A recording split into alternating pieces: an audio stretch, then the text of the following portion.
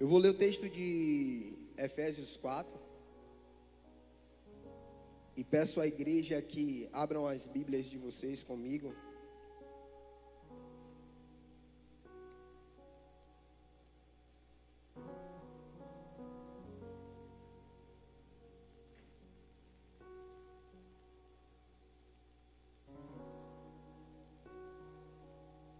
Efésios 4.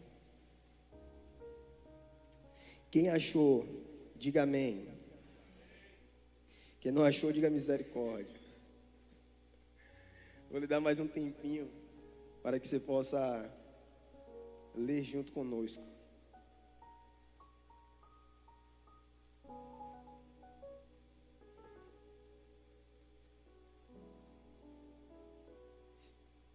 Amém? Por isso eu, o prisioneiro do Senhor, peço que vocês vivam de maneira digna da vocação que foram chamados. Repita comigo: vivam de maneira digna da vocação ao qual foram chamados. Para ensaio foi bom. Novamente, vivam.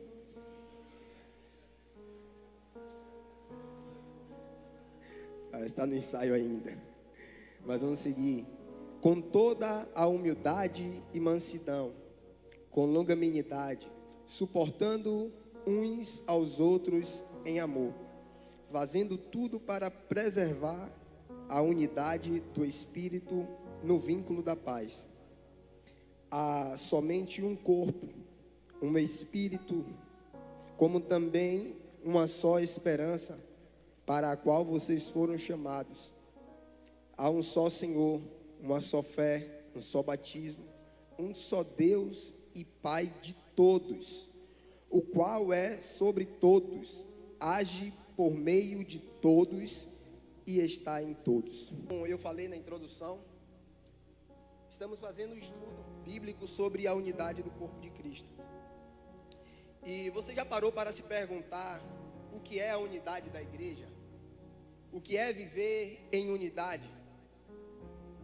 A unidade da igreja é um conceito teológico e prático que se refere à coesão e harmonia entre os membros da igreja.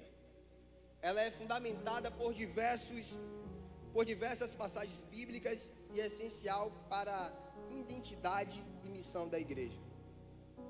O apóstolo Paulo, aqui na igreja de Éfesos, ele faz um enfático convite.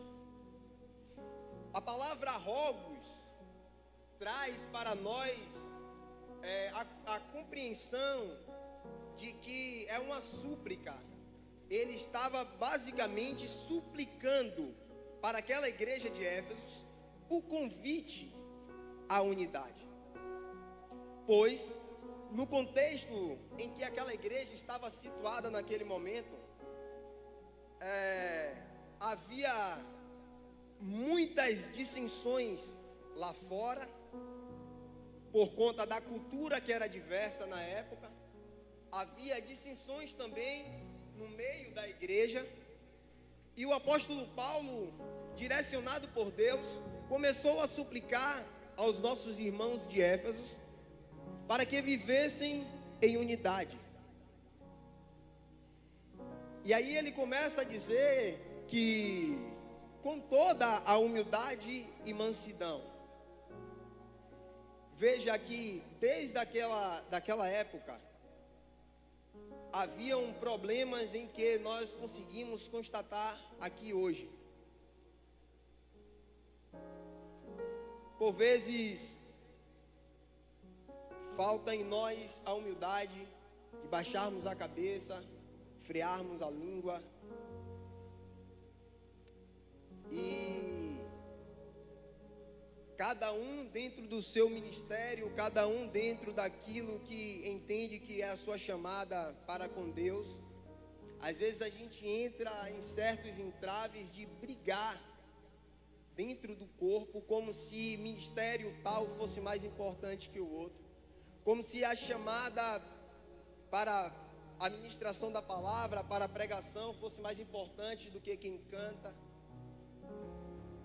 E às vezes não há nem esse acirramento sobre apenas os ministérios, mas falta em nós a compreensão de que necessitamos viver em unidade. Falta-nos às vezes a compreensão de que o meu irmão, ele é importante dentro do corpo. O apóstolo Paulo, ele conseguiu constatar isso, e ele começa a fazer esse enfático convite, chamando, convocando os irmãos para viver em unidade. A unidade do corpo de Cristo é um tema central na carta da igreja de Éfeso.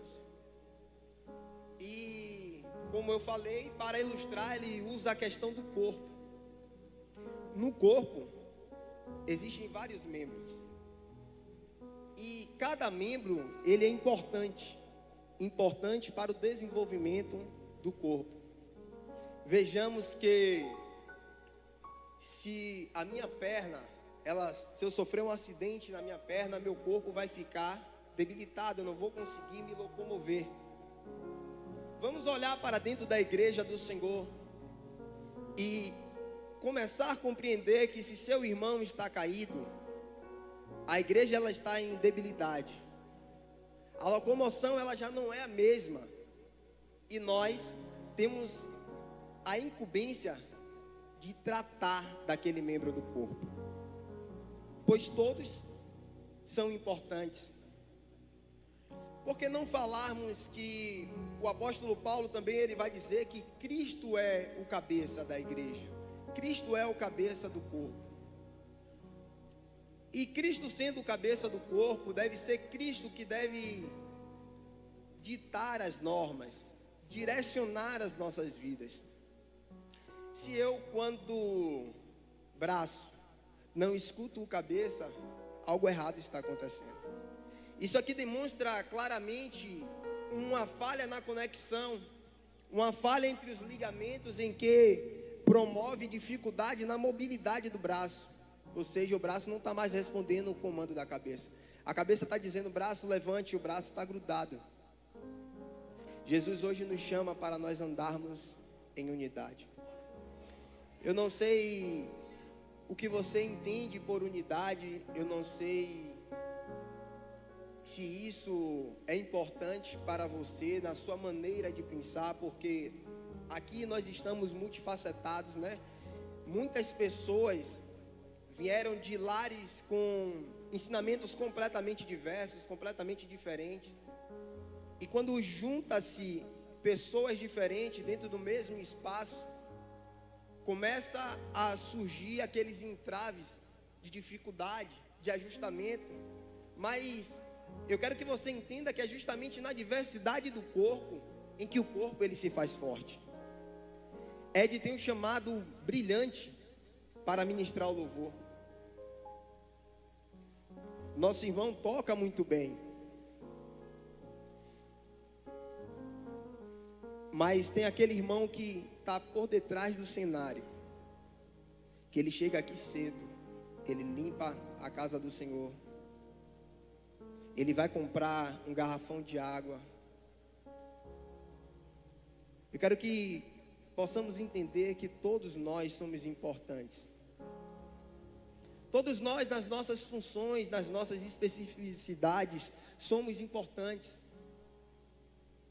O apóstolo Paulo disse que o Senhor chamou uns para apóstolo, outro para profetas.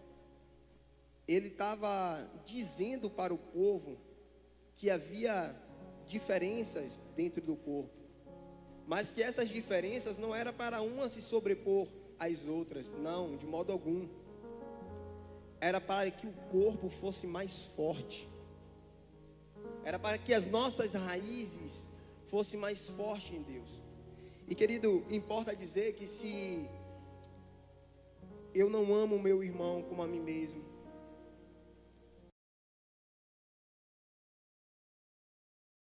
importa dizer que o elo que nos une é Cristo. Quando olhamos para a cruz de Cristo, temos que discernir o sacrifício que foi feito naquela cruz. A cruz nos torna um só. Em João 17, 19 ao 21, Jesus vai dizer: e por eles eu me santifico a mim mesmo, para que também eles sejam santificados na verdade. Eu não rogo somente por estes, mas também por aqueles que pela tua palavra hão de crer em mim, para que todos sejam um, como tu és em mim e eu em ti, que também sejam um em nós, para que o mundo creia que tu me enviastes. Irmãos, muitas vezes a gente monta evangelismo aí fora. Muitas vezes fazemos festividades, montamos congressos, ou até mesmo criamos uma série como essa, por tema unidade. Mas eu quero que os irmãos tenham uma compreensão nessa noite de que nada disso faz sentido algum se nós não vivermos a unidade de Cristo. Não há sentido sairmos de nossas casas, virmos para a igreja, levantarmos as nossas mãos, dizer que adoramos a Ele, que nos rendemos à soberania dEle, se eu não sou um com Ele e se eu não sou um com meu irmão, com meu próximo. Se há dissensão no meio da igreja, não faz sentido estar aqui.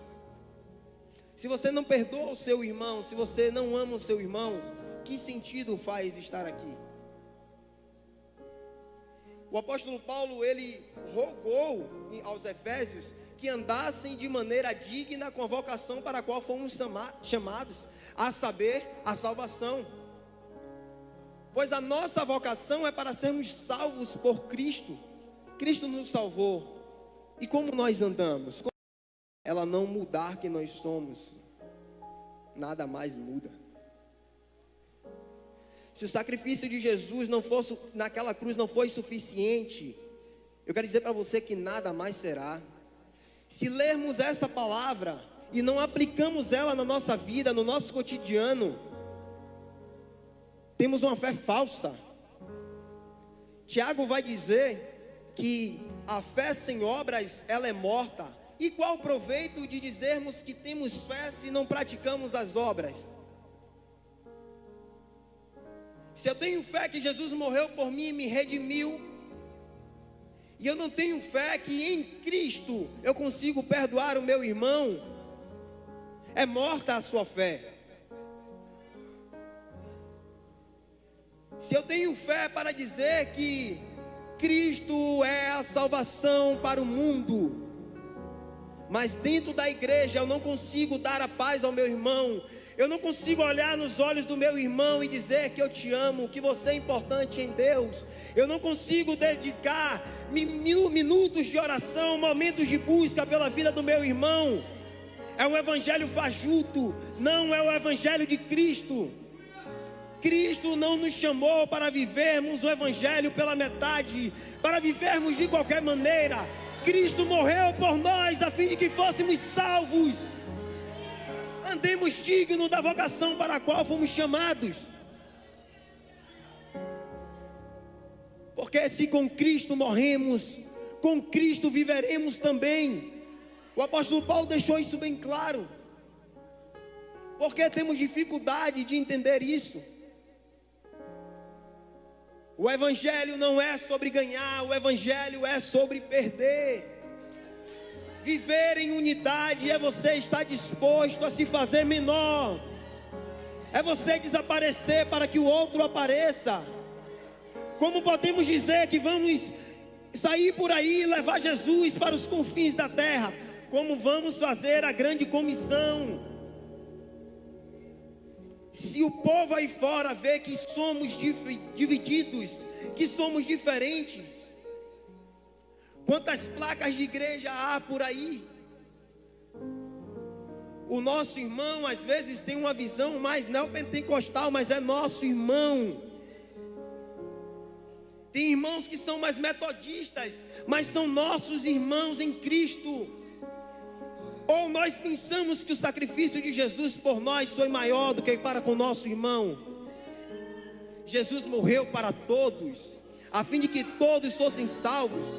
Na oração sacerdotal, Jesus disse: eu oro para aqueles que ainda hão de crer.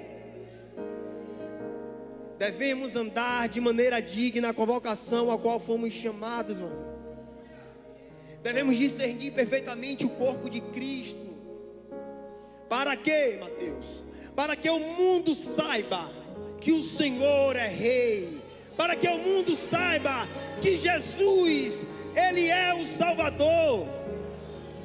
Se no nosso bairro, se na nossa família, muitas vezes as pessoas elas não veem Jesus, a culpa é nossa, a culpa é minha.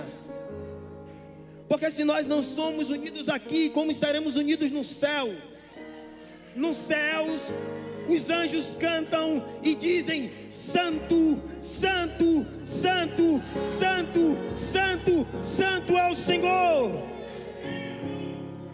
Temos que andar em um só propósito. Temos que viver mediante a um só Espírito. O apóstolo Paulo fala que há um só Deus e Pai de todos e por todos, que habita em todos. Irmãos, se ao lermos a palavra e vermos o convite que nos é feito pelo apóstolo Paulo, se ao lermos a oração sacerdotal de Jesus, e isso não mover em nós uma grande tristeza, ao constatarmos que não vivemos em unidade ainda, que ao constatarmos que eu olho para o meu irmão, mas eu não consigo suportar a falha dele, nós tornamos o nome de Jesus indignos. O nosso coração tem que chorar, tem que clamar a Deus por socorro, por misericórdia, e dizer: Senhor, me ajuda nas minhas fraquezas. Me ajuda, Senhor, nas minhas fraquezas. Nós não podemos, de maneira alguma, nos iludir, achar que fazemos muito para Deus, se você não tem unidade com seu irmão. E aqui eu quero abrir um parêntese. Se você não tem unidade com seu irmão, você não tem unidade com Deus. Porque se você não tem unidade com seu irmão e diz que tem unidade com Deus, então o texto sagrado está errado. Será que o texto sagrado está errado? Ou somos nós que somos vaidosos?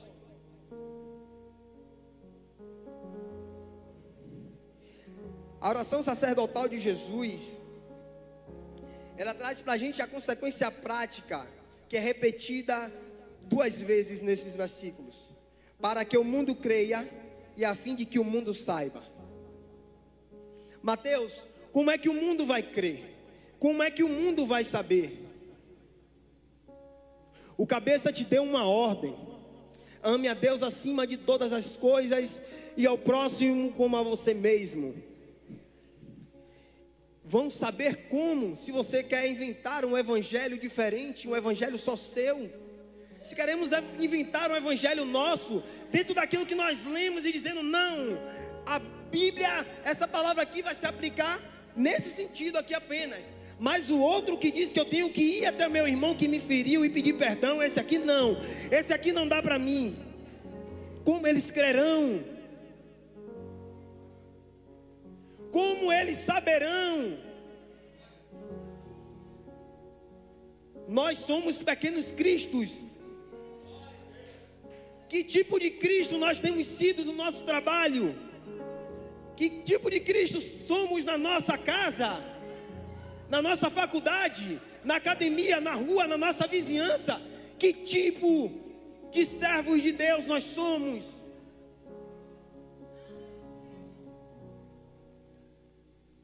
Porque se não entendermos que toda ela é a palavra de Deus, não existe versículo que se aplica à minha vida e versículo que não se aplica à minha vida. A palavra é de Deus. Você, nós não podíamos pagar o preço que foi pago naquela cruz. Jesus suportou por nós aquilo que nenhum de nós tínhamos a capacidade de suportar. Ele te pede duas coisas: ame a Deus acima de todas as coisas e o próximo como a ti mesmo. Será que é tão difícil isso? Porque se isso for um empecilho tão grande para nós, importa dizer que a nossa natureza, ela ainda não morreu. Em Gálatas 5, 19 ao 21, o apóstolo Paulo vai dizer, o escritor de Gálatas vai dizer: ora, as obras da carne são manifestas. Elas são imoralidade sexual, impureza, libertinagem, idolatria, feitiçaria, ódio, discórdia, ciúmes, ira, egoísmo, facções, inveja, embriaguez, orgias e coisas semelhantes. O apóstolo Paulo termina dizendo assim: eu vos advirto, como antes já adverti, aqueles que praticam essas coisas não herdarão o reino de Deus. As obras da carne, querido, elas são conhecidas. Quando Jesus nos chama para viver uma novidade de vida. Não cabe mais odiar, não cabe mais invejar. Ou achamos que só imoralidade sexual é pecado, ou achamos que só o adultério é pecado. Porque quando alguém cai em adultério, meu Deus, porque quando alguém é descoberto em imoralidade sexual, meu Deus, mas você não ama o seu irmão, você não dispõe tempo de oração pela vida do seu irmão. Obra da carne. Jesus morreu para nos livrar da nossa carne. Jesus morreu a fim de que sejamos um com Ele. E se somos um com Ele, vencemos todas as obras da carne. Não há mais espaço. Não há mais espaço. A unidade da igreja, ela manifesta a cruz de Cristo. O mundo, ele passa a conhecer a Cristo quando nós estamos unidos num só propósito. Em Efésios, o apóstolo Pedro estava preso. E a igreja orava incessantemente, unidas, clamando a Deus pela vida daquele irmão que já estava lá no cárcere. Talvez para Pedro não restasse mais saída, ou talvez para alguns naquele corpo não restasse mais saída para Pedro. O dia da morte de Pedro não era aquele. A Bíblia diz que o Senhor envia um anjo e Pedro é liberto através do anjo. Os guardas caem em sono profundo. Talvez você olhe para o seu irmão caído e você diga: esse já morreu, esse aí não tem mais jeito. Ou você olhe para dentro da sua casa, para a pessoa que ainda não se converteu, não declarou que Jesus, Ele é o autor e consumador da sua fé, e você diga: não tem jeito. Eu quero lhe dizer que há jeito sim. Jesus morreu por você, morreu por ele também. Nós temos que suportar uns aos outros e fazer valer o vínculo do amor. Eu quero que você saia daqui nessa noite entendendo que você tem uma responsabilidade com o irmão que está do seu lado. Eu quero que você saia daqui dessa noite compreendendo que Jesus morreu para que você amasse. É possível sim, não era antes, mas depois da morte de Cristo naquela cruz, nós podemos todas as coisas por aquele que nos amou, por aquele que deu a sua vida na cruz, a fim de que sejamos salvos, para que o mundo creia.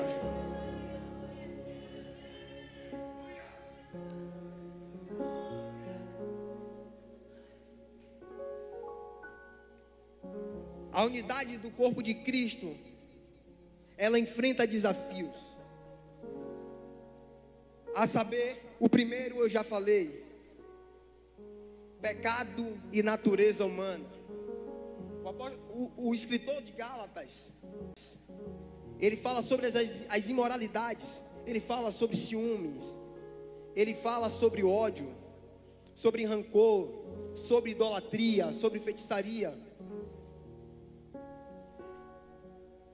Esse é um dos desafios dos mais complicados, porque a Bíblia vai dizer que a nossa carne, ela milita contra o Espírito. Mas eu quero dizer para você também que quem vai vencer é quem você mais alimenta. Se nós orarmos mais, se buscarmos mais a Deus, como eu falei antes, não seremos mais aprisionados às obras da carne. Você foi livre, você foi liberto por Jesus. É um desafio que se levanta, mas que nós já vencemos em nome de Jesus. Outro desafio grandiosíssimo é a língua. Em Tiago 4, no seu versículo 4 ao 6, perdão, em Tiago 3, versículo 4 ao 6, Tiago escreve assim, observem igualmente os navios que, sendo tão grandes e impelidos por fortes ventos, são dirigidos por um pequeníssimo leme e levados para onde o piloto quer. Assim também é a língua, pequeno órgão que se gaba de grandes coisas. Vejam como uma fagulha incendeia uma grande floresta. Ora, a língua é fogo e é um mundo de maldade. A língua está situada entre os membros do nosso corpo e contamina o corpo inteiro. E não só põe em chamas toda a carreira da existência humana, como também ela mesma é posta em chamas pelo inferno. Queridos, um dos desafios à unidade é controlar a nossa língua. O que é que temos proferido? A Bíblia diz que uma árvore boa não pode dar frutos bons e frutos maus. A sua boca é boca de Deus, ela tem que ser boca de Deus. A sua boca é para proferir palavras de paz, é para proferir palavras de cura, é para proferir palavras de amor. A sua boca não é para estar proferindo palavrões. A sua boca não é para disseminar mentiras, fofocas, intrigas. Veja como um pequeno órgão pode colocar todo o corpo a perder. E por vezes nós saímos de nossas casas, vimos aqui para as nossas reuniões e dizemos assim: tal grupo está assim ou está assado. Rapaz, aquele irmão ali, você precisa ver o que o irmão fez. Irmão, nós devemos chorar pelos que choram. O apóstolo Paulo disse o quê? Suportar os que estão fracos. O apóstolo Paulo, em outra citação, vai dizer que há membros do nosso corpo que são indecorosos, que para estes membros que são indecorosos é que se merece dar maior honra. Para o nosso irmão que está fraco, ou para o ministério que você vê que está fraco, nós devemos dar maior honra. Que honra é essa, Mateus? Dobra o seu joelho durante as madrugadas. Ora para que aquele irmão, para que aquele ministério que você conseguiu visualizar que está caído ou que está em dissensão, seja curado, seja restaurado. O nosso papel aqui não é estar usando a nossa língua como uma flecha do inferno, não. O nosso papel é para proferir palavras de vida, palavras de restauração.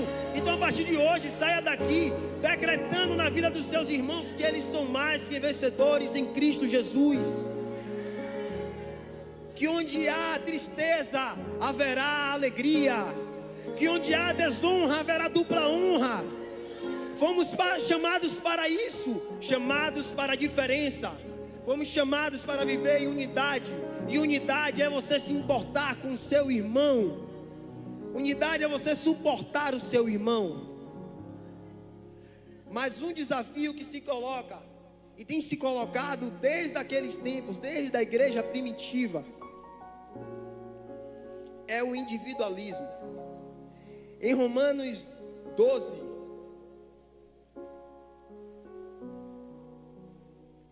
no versículo 3 ao 5,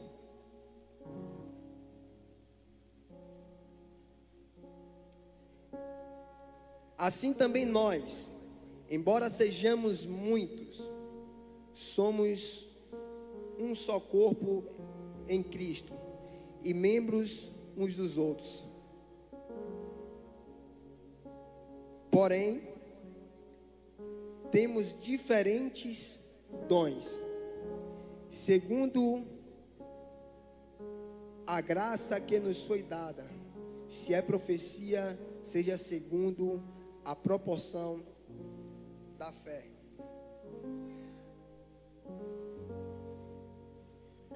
Somos um corpo. Há algo que se coloca no nosso meio, que é a individualidade. E aí eu vou me direcionar para a questão mais ministerial. É aquela coisa que eu coloquei no início da pregação. É achar que porque eu prego, que aquela chamada que Cristo tem comigo é mais importante do que a meu irmão.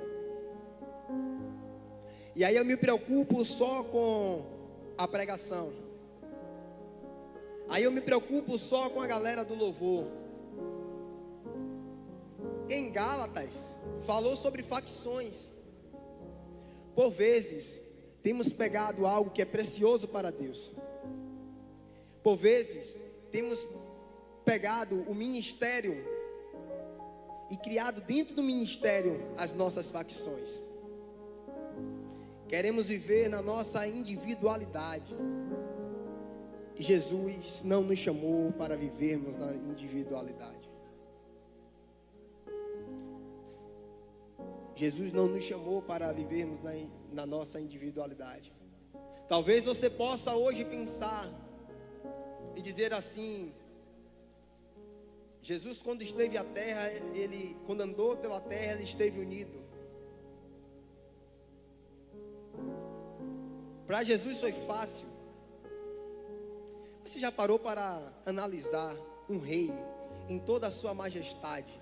Ele abrir mão da sua glória e descer e se fazer pecador, sem ser pecador. Talvez você possa dizer assim: Jesus venceu isso porque ele era Deus, mas ele estava em forma humana. Na época de Jesus também tinha muitas pessoas que difundiam inimizade.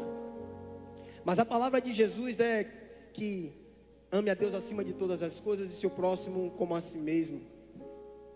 Jesus fazia um convite ali para que as pessoas daquela época andassem em unidade. Veja que não foi fácil. E por que Jesus foi preso? Naquela época havia muitas e muitas religiões, ou melhor dizer, facções. E Jesus contrariou a muitos. Ah, não pode curar no sábado. Jesus vai lá e cura no sábado. Seus discípulos, eles são comilões e beberrões. Veja que Jesus prismava sempre pela unidade, pelo ajuntamento.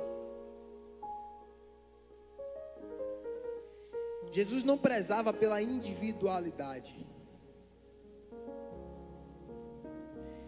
Até quando ele orava ao Pai, para que nós fôssemos um. Nós. Um.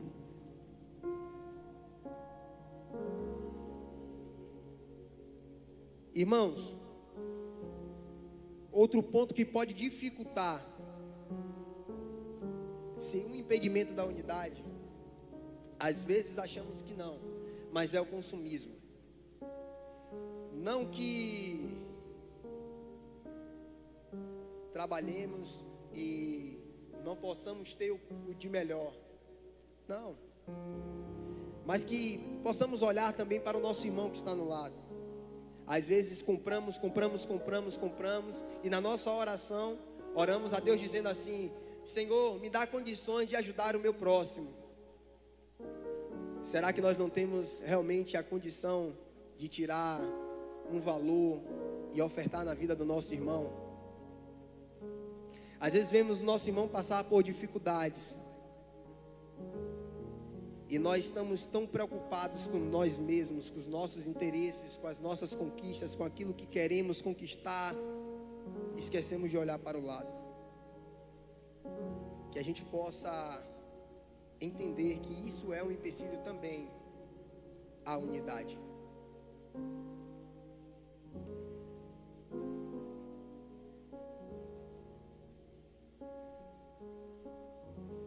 Em Romanos 6, do 8 ao 10.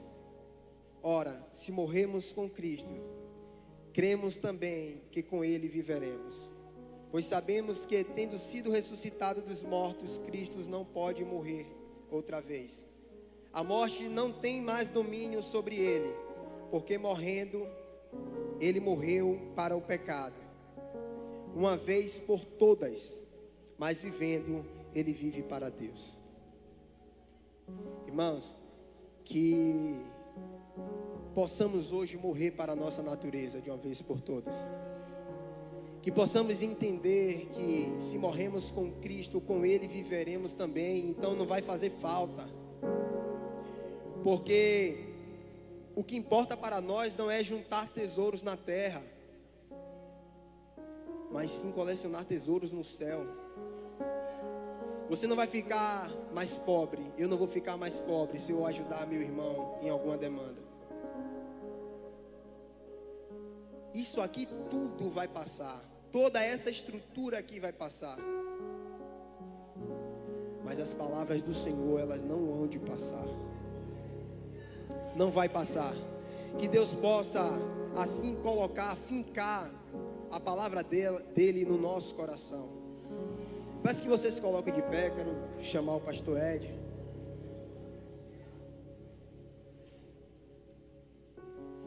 Feche seus olhos, querido. Eu gostaria de fazer uma oração assim como Cristo fez, a oração sacerdotal. Para que essa oração entranhe em nossas mentes, em nossos corações, que nós precisamos, enquanto corpo de Cristo, sermos um com o Pai. Precisamos andar em unidade com Ele. Porque se não andarmos em unidade com Ele,